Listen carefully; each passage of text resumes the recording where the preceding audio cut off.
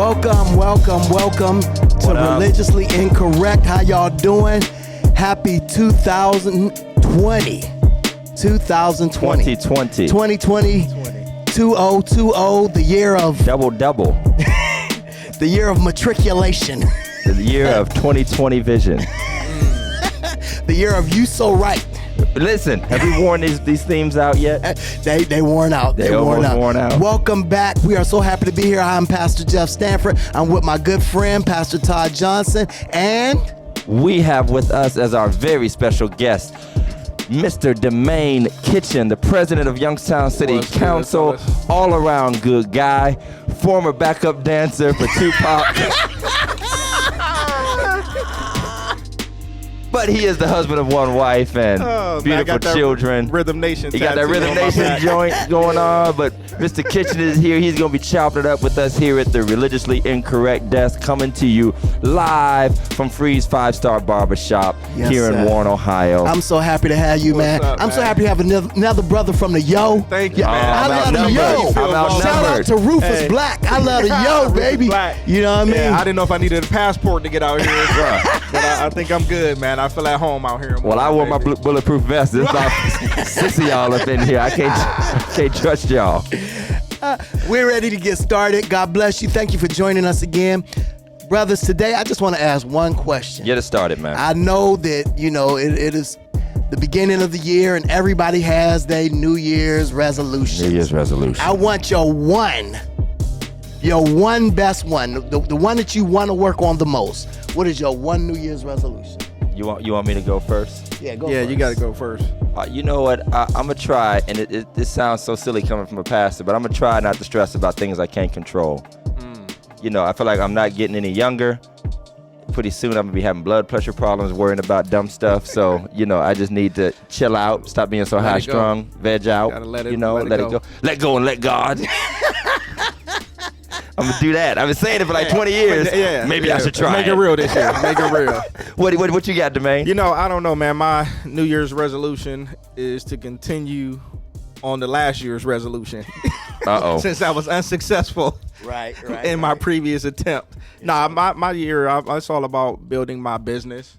I got kids getting ready to go off to college and, they're growing up and involved in a lot of stuff. So I need to get my house in order so that I can afford to send them off to college because they're not staying with me. Hey, listen, and I can't homeschool them in college. Listen, yeah. Listen, I just had one home from college this week, and they think they grown in a mug, man. I'm like, listen, as long as you still stay in this house, that's it.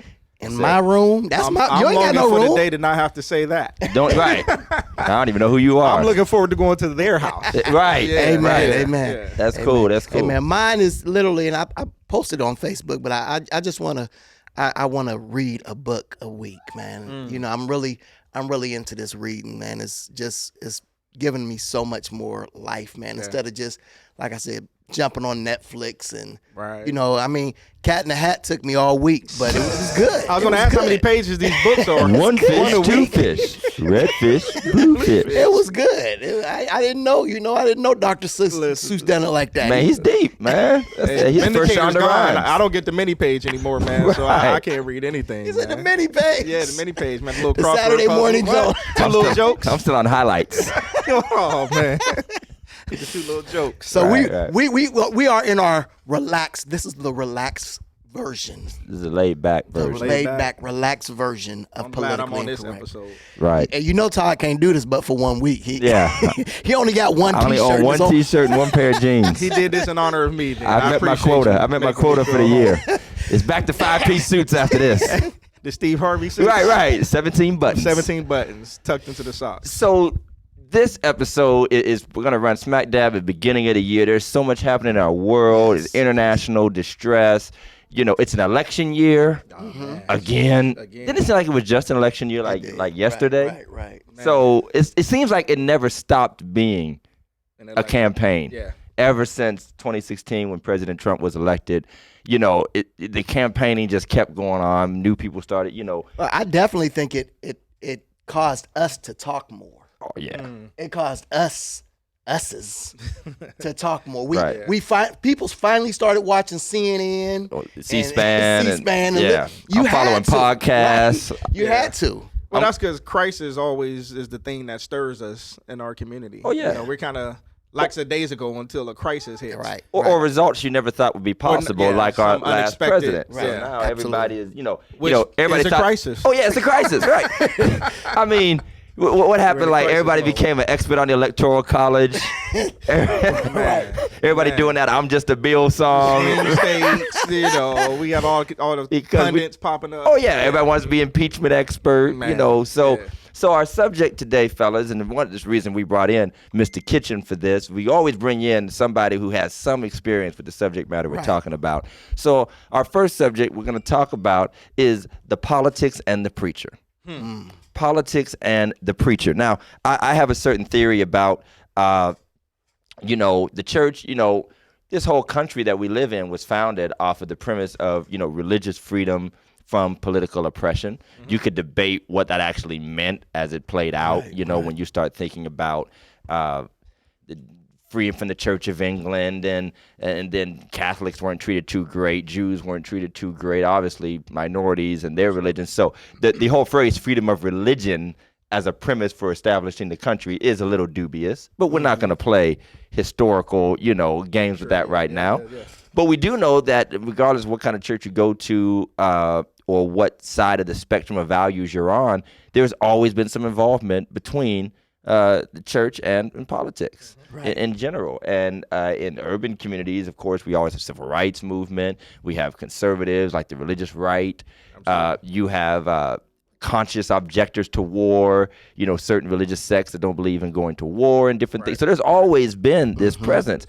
And it feels like it's coming back around in a way, like in a stronger tie. So we want to talk about what is the appropriate role of a pastor, preacher, and I like to say pastor because he's actually leading people. Yeah. And that's probably where his influence is going to be heard and felt the most. What do you feel like their role? You have to just watch my videos and my church. You already know our role. You already know what I'm going to say. Right. But what do you feel is appropriate? And we'll start with Pastor Brother DeMaine. Okay. I'll start with you, and then we'll jump to Pastor Jeff. What do you think is the appropriate role when it comes to the issues, the politics, and all that in a pastor? Well, I mean, let me start by saying I'm not. I don't play well in the sandbox with other politicians. I don't just go along with, the party idea or, whatever is politically expedient at the moment. So I'm a believer first. Okay. I am a born-again believer in Jesus Christ first, and that shapes my worldview. That shapes my service in politics, right? Okay. Or it should, most of the time. And so, so to answer the question, the pastor's role, I think the pastor's role is to shepherd the flock. Okay. And so when it comes to the political and things of that nature, I'm not one that says that the pastor shouldn't be involved. I'm not one that says the church shouldn't be involved, because every single issue, as you've already stated, can be traced back to the church at some point. Okay. Whether it's issues of crime and things of that nature, whenever there's a situation, somebody's calling the church to take care of that family, to take care of that mom, that kid, to feed or, provide some resource, right? Everybody wants the church to be a resource when it's convenient for them, but they don't want the voice of the church, in non-critical times. And yeah, you should have been on our last episode. We talked about that at length. Oh, really? Oh, man. See, I came the wrong week. No, you with it. Stick with it. Yeah, so I think the pastor's role is to really just be sensitive to what God is saying, because, not every fight God is calling us to jump in. Okay. But I think the key is to be sensitive to what God is saying, to know when to jump in. Okay. And I think that's the role. But that doesn't mean the role of the pastor is the same as the role of the layperson. Gotcha. And we'll get into that. Okay, I like it. What do you think, Jeff? I truly believe that the pastor has a huge role in politics, especially when we're talking about social economical roles. When we're talking about moves that are going on, and especially for us, particularly us in the inner city churches, when you're talking about things that are going on such as redlining and things that are going on such as racial profiling, and having to make a stand where so many refuse to, whether it be against other politicians or whether it be other maybe even evangelical churches. We have to, put some roots down and stand somewhere. Because, I mean, truth be told, you have politicians coming to our churches. They come to church They every come 4 into years. our churches every 4 years. And so what happens is we allow them to come in, make their mark, say what they got to say, and we get their votes, and then they renege on everything that they've came to our churches and said. So we have to do our due diligence and say, we'll let you in, but we're gonna hold you to what you said you were gonna do. Yeah, and to that point, I think you have to change the narrative. Don't come to my church every 4 years telling me what you're gonna do. When you come, you need to be quiet and listen to us. These are the things That's good. that we That's want. good. That's and good. If you want our support, we're sending you off with this agenda, and that's not been happening. How do you feel about people who have this? I don't want to let any politicians in the door. Sunday is not the time for that. Don't visit me. I don't want to be in your photo op, that kind of stuff. Because there's some people out there who are like that. Don't hijack my Sunday service, or they just feel like they should just be out of it altogether. I'm preach the gospel. And if you do the best with it, the world will be better. Yeah, what do you think? I'm trying not to give you political answers, but the reality of it is, nobody watches this show, so you won't get in trouble. I'm saying I can't challenge a person's personal convictions, right? Right. I don't think. I think anybody should be welcome, right? The politician, the pimp, the prostitute, everybody will be always preach about. Don't segregate the politician, right? If anybody needs to be in the church, it's the politician, because they're the policymakers. Do they need the mic when they get in the church? I won't say they need it, but I'm not opposed to them having it. Okay. Because that's where accountability comes in. Matter of fact, I'm going to give you the mic because I'm going to hold you accountable for the things Turn that said. camera on, Doc. Yeah, we're going live, I got y'all, you. Right. Because that's I like where that. accountability comes in. That, basically speak at your own risk. And you know what? That's actually, thank you for saying that. Yeah. Because, we get a lot of visits at our church by way of our sort of position in the city. So we get those calls. Absolutely. Senator so-and-so wants to come by. They want to come 'cause the people are there. Yeah.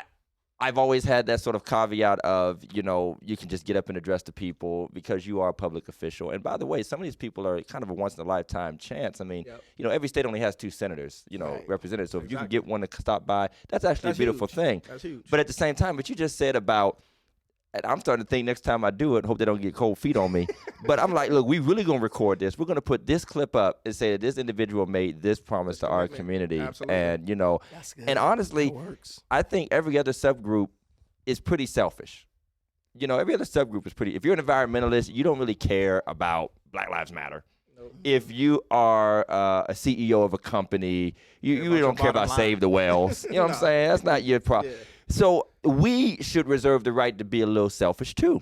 And I think we're sort of, Jesus would no, I think about some things you need to be selfish. So in my perspective, as long as I'm pastoring people and there are things going on that affect people and those in power are passing the laws and influencing what affects those people. Because, somebody's agenda, legislation, or whatever will affect whether or not the children in my neighborhood have food to eat. Right. It'll affect whether or not the seniors who come to my church have a ride, whether or not we'll have enough police. So I have to be sort of selfish on their behalf and say, and you said it plainly, we don't always say, this is our agenda, this is what we care about, this is what we're going to hold you to. And then we don't show up. Give us our agenda as if they what we should care about. Plight. Yeah. I also see that so often we try to move it or shake the thing as far as like having forums, these political forums at churches. But the average everyday Sunday churchgoer isn't going to these forums. Right. So I think that Sunday will give a platform to so many who might not make it out, not make it out to that Saturday night or that Sunday evening forum that, they hold every year. And honestly, just real quick, that's one of the reasons I'm not a big fan of forums. I go because I have to, right? But when you go to the forum, I take my 20 people that's already supporting me. You got your 20 that's supporting you. You got your T-shirts on. We got our T-shirts, but we already know who we're supporting. So no decisions are really... No one's making up their mind who they're going to vote for. Very few people at a forum, right? Because that's kind of the dog and pony show. You got your little intro, answer some softball questions, and then your outro. Right. And then 4 years later, you come back and do the same thing. But in that interim, there was no accountability. There was no substance. There was no work. There was no proof of the things you said you were going to do. Our agenda hasn't moved. The needle hasn't moved at all. So to me, we have to capture that arena because we're sending them out, representing us. We have to capture that arena and say, hell, you're not representing right. Next man up. Right, and you made a good point about the church hosting forums because we have started to view that as, a form of drawing the politicians' attention to our plight. But at the same time, we're not often engaged in politics and political work outside of whatever we host. So the preacher, the pastor, the Christian is not going to the secular rally or to the council meetings or sitting in at the state house or wherever, like when it's not your forum in your pulpit. It's like we're not participating outside of that. So the accountability part, you said, we can't report back on where it's at or whether or not somebody notified our phone calls because we didn't actually follow up the way we should have. And I had some experiences with some state officials. And when they came, I said, well, I'm going to hold you to, what you said you were going to do. And one thing I said when the one gentleman was running was, if you get elected, if you don't get elected, I'd like you to come back when there's no immediate cameras and there's nothing at stake right now. And that individual did fulfill his promise. And I have to give him, I'll shout him out, matter of fact, the Secretary of State, Frank LaRose. He actually fulfilled that promise. He's been back to our church twice, and he's called me 2 or 3 times since then. And of course, might be having to help with this. Nah. Right. Well, Frank. Frank's. I've met him. Pretty cool cat, I like not on. When he came in, and I said, "Oh yeah, he's a Republican." People are like, "Oh, shut him down." But that's again up to the person, no matter what your affiliation is to humanize yourself, present the concerns of the people you're with, and break down that barrier. For him to come into a quote democratic stronghold, right? That says a lot about who he is. I got to give you some respect for that. So I do believe that the accountability part is correct. What about this phrase? Don't worry about who's in the White House or the State House because God is still on the throne. So you shouldn't worry. Don't matter who gets elected. Doesn't matter what law they pass because God is still in control. Well, that's a cop-out to me. You think it's a cop-out? I think it's a cop-out. Okay. It's a default answer when I really don't have any depth on the subject. Okay. Apologies if I offended anyone. We don't apologize. We don't apologize if I offended anyone. Incorrect. Right? That's the fake apology. That's the fake apology. If I've offended anybody. So obviously God is sovereign, right? He establishes, Romans 13 talking about he established government, right? And so we know all of the theological points about the sovereignty of God. Right. But there's a human responsibility that goes along with the godly sovereignty. I feel you. And so we can't neglect our duties as citizens, right? Because that's also biblical, to be good citizens. And part of that is to put, when the righteous are in power, the people rejoice. Right. So we need to put righteous people in positions that'll make righteous decisions. That doesn't mean everybody I vote for have to be a believer or saved. They ought to have a moral compass and a God consciousness, that's going to reflect righteousness for the people. And so to just say, don't worry about it, just let whatever happen. Well, God is more powerful than the devil, but I ain't going to just let the enemy, have my wife and kids and my family and me. I feel you.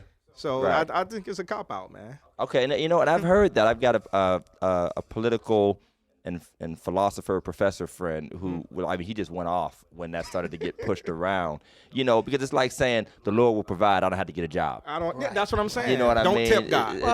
Right. Can we? We did it already. Since it says religiously incorrect, can we go here? There's a scripture in Matthew where Peter speaks out of turn and begins to talk to the tax collectors. Yeah. Gets back, and Jesus doesn't even let him talk. And Jesus asks him, he says, who pays taxes? Is it the village people or is it the king's kids? And obviously it's the village people because the king's kids don't pay.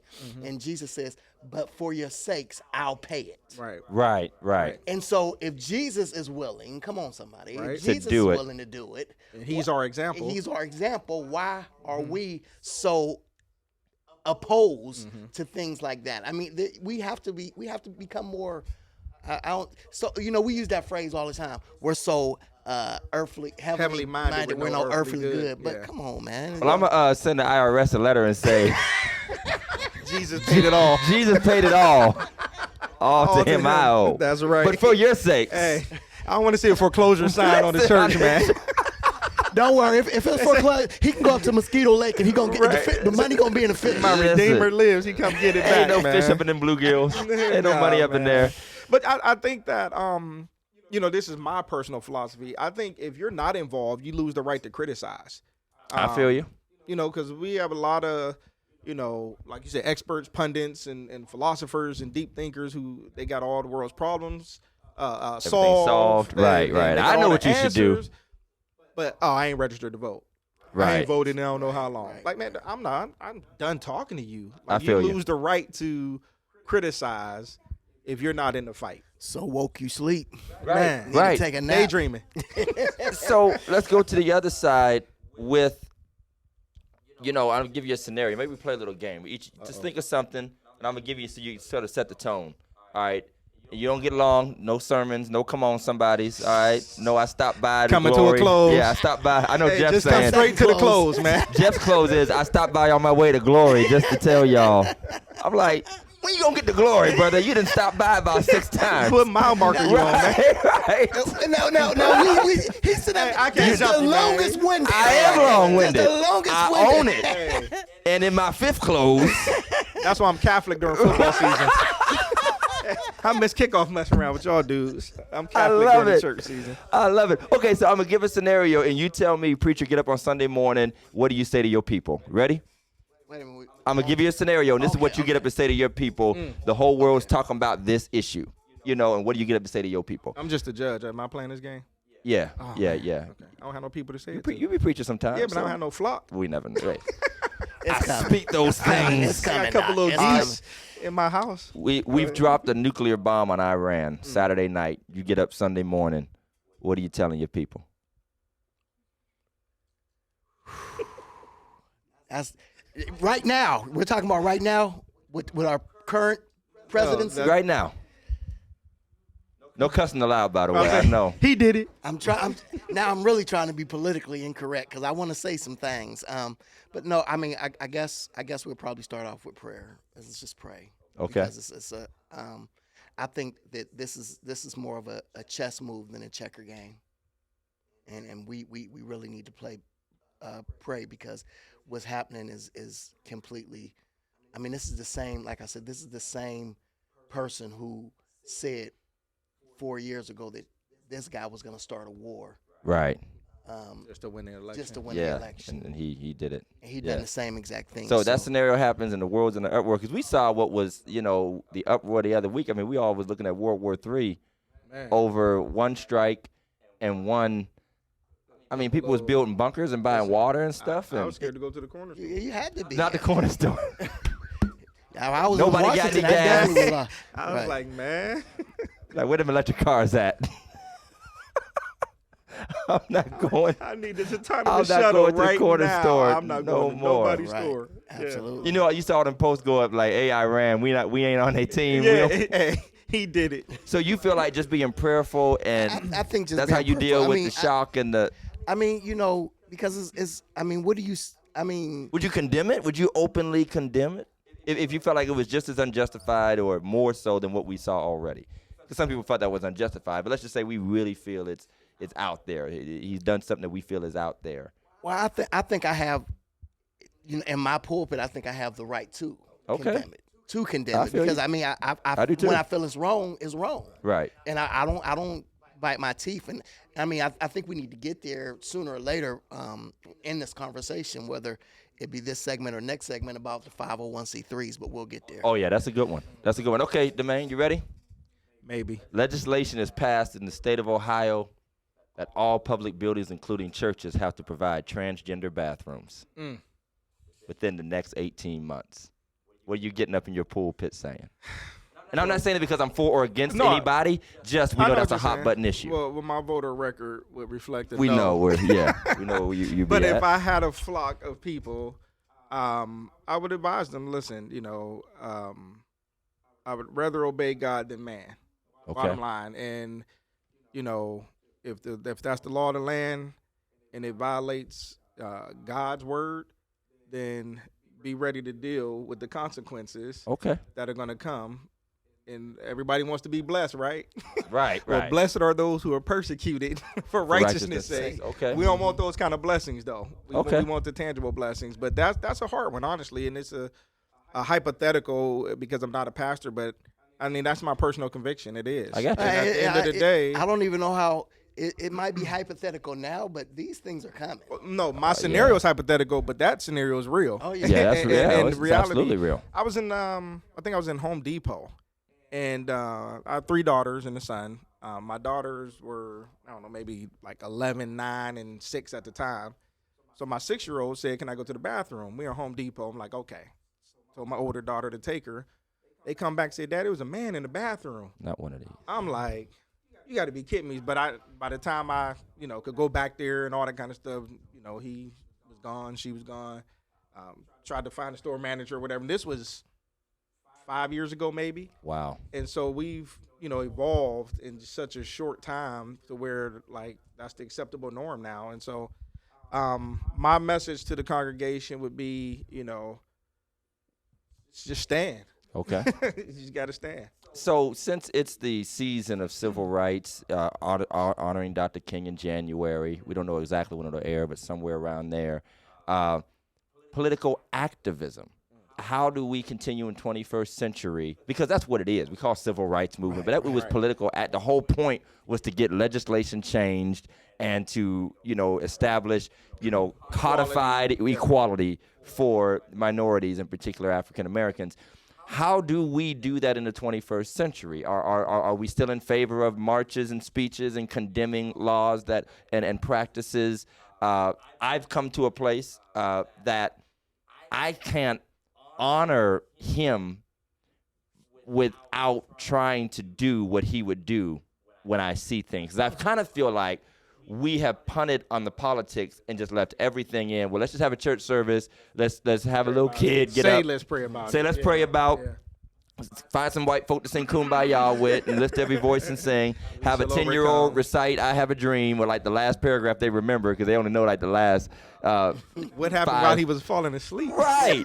So, I mean, to me, I've and Jeff knows with all that's going on in our city and community, I've gotten so agitated with like how many times am I going to come and sing the same song with the same group of people. Action. And by the way, when you do reach across the aisle, you may very well be reaching across the aisle to people who are staunch supporters of the status quo. Absolutely. Who are when it's all said and done and they got done with their photo op with you saying they were with some, they still very much support some of the things that might be harmful to our community. So how do we? I don't say stop marching. And I know a lot of people are frustrated with the marches. I think the marches are symbolic. I think they announce our issue. I think they announce our issue. I think the problem is after the marches, there's no second steps. There's no follow up. There's a march and then there's. Well, what was the second step 50 years ago then? Well, I think the march was to get the action, right? Right. That was the means to achieve the goal. Excuse me, back then. Right. I'm obviously speculating, but if Dr. King were alive today and had access to social media, right. I mean, he probably might have canceled out on a couple marches and just, meet me on the ground.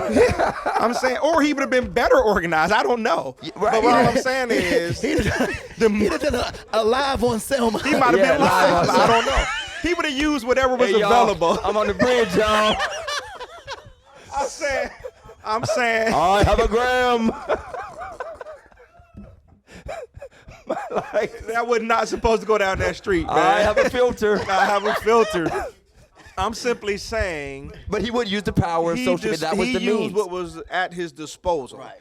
And during that time, marching and coming together and galvanizing the people, that was the strength, right? And you know what? And he knew how to use the media and the power of marches. His advantage. He knew the necessity. Yep. Somebody had to see that child get pinned against the wall with a fire hose to sort of pierce their conscience for an issue that did not touch them directly until they saw how it was affecting their fellow Americans. Because a lot of people then and now live in a dreamland where they think that things that happen are isolated incidents or it's so long ago. Or even like when we see, let's say, a young black boy gets shot or something happens, that's just a one time, most are good. Then you start uncovering more and more and more and more and more. And without the public pressure, there's really no hope of uncovering more. Now, what I did say recently, like this morning, was that we have stopped at the services because we know that they had church services. But we stopped at the services, and honestly, the word you'll hear most of the time is we want to unify everybody, and we have a unity service. It really doesn't reflect the use of the church service in the civil rights movement, because they didn't have the services just to unify. They had the services to strategize. And to prepare. To say, that was okay, the safe place that they can meet. Exactly. But the whole point was, okay, we sang our hymns. Who wants to sign up to march on Friday? Right. And you need to come back on Thursday night for training. And we need to know your name. Right. Exactly. So we've kind of stopped at the galvanizing and strategizing. And we said, we've done our thing. You know why I think that is, though? Why is that? I think we've changed. Unpack that.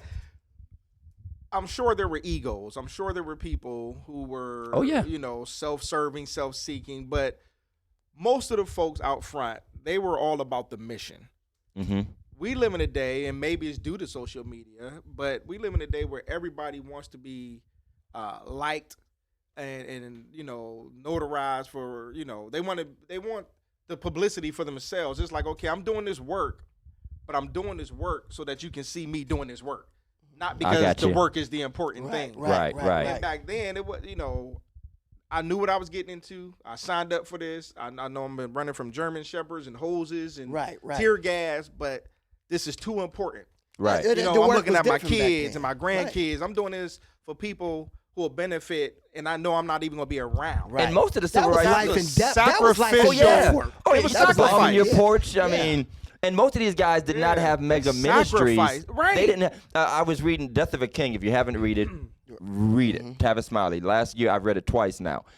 When you talk about, he had offers to go do stuff in England, like professorships at Oxford.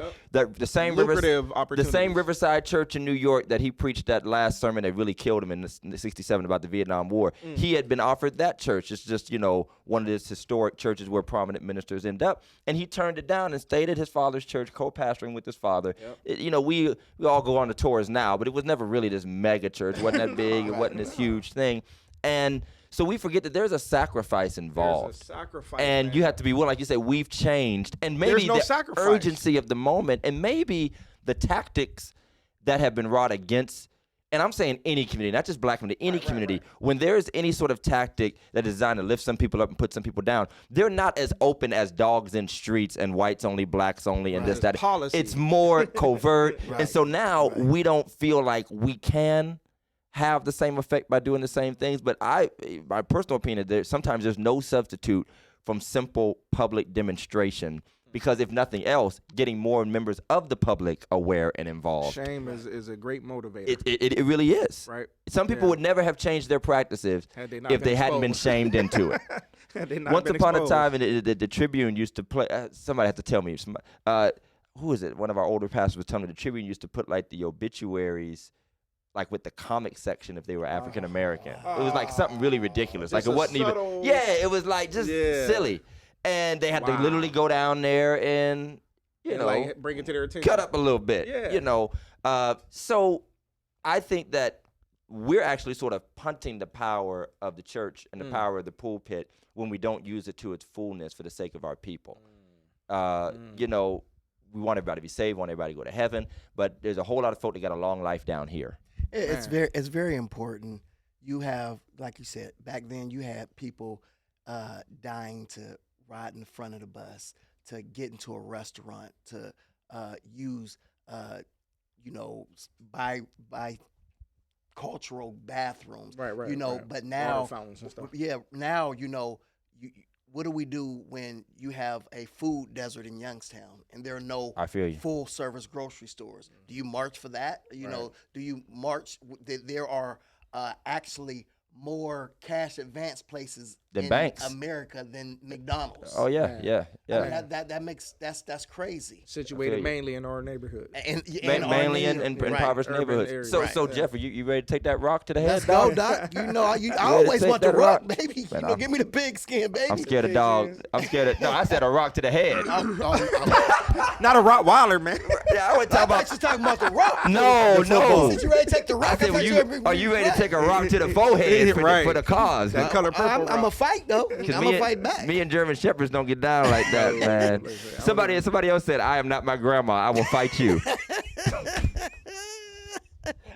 I am not my grandma. That's a T-shirt. I will fight you. But that's another thing that we really need to talk about, because we have all these people who are saying, and I see it all the time on Facebook. Let's arm up. We need to fight back. Yeah, I'm sick of them people. Y'all ain't got I'm sick of them. Because I tell you y'all what, don't make no weapons. I'm serious. Y'all got a 22. Listen, and the people doing the toughest talk, the people doing the toughest talk ain't about to do nothing. I done got more crazy phone calls, text messages, people riding by my house just for taking a stand in my pulpit than they will ever get. You know what I mean? Ever get. And they ain't stupid. They know ain't nobody listening to them on Facebook.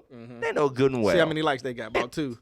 Yeah, right. Yeah. So all that sister soldiers, you know what I mean? I'm saying there's some real ones out there that really do put the names on live. There's a whole lot of people. But the real ones are already doing the work. Right. They're already there. You don't have to motivate people who are already, on mission. I think that as ministers, pastors, and lay members, we need to still be involved because politics affect life. And you don't want to be, and I admire you for saying that you don't just ascribe, because you could be in a political party and disagree with more than a few platforms that are associated with that party. I know you do, and I'm in the same boat.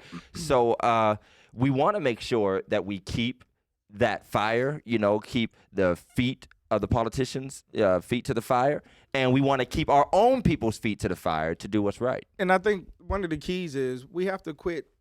We choose sides, but God doesn't, right? Right. So we fall on the side of justice. We want justice and all this stuff. But then the conservatives want the moral side, right? Right. But God is a holy God, but he's a just God. And so we don't have to choose. The same fight I have for a young black man getting gunned down or is the same fight you have for pro-life or, anti-gay marriage or whatever. Those are all issues that are near and dear to God's heart. We should be fighting these things with the same fervor and energy and zeal, not saying, just take care of the poor and forget about the unborn. Right. Take care of the unborn and forget about the poor. Exactly. He's just and he's holy. Well, this is religiously incorrect, and I thank Mr. DeMaine Kitchen for being with us. Man. I thank y'all for letting me come out here and hang out, man. Yeah, it's the last time. Just telling you now. You'll never be back. I ain't coming out here anyway. We gonna edit out all his I only came out here to go to rallies. And we coming down there to go to Popeyes. Make sure you follow us on YouTube, subscribe, Facebook. We're on Spotify, iHeart Radio, Apple Music. And do a favor for us. Make sure you leave a review or a comment and share our page. Let people know that you love Religiously Incorrect. We will holler at you soon. Take care. Happy 2020.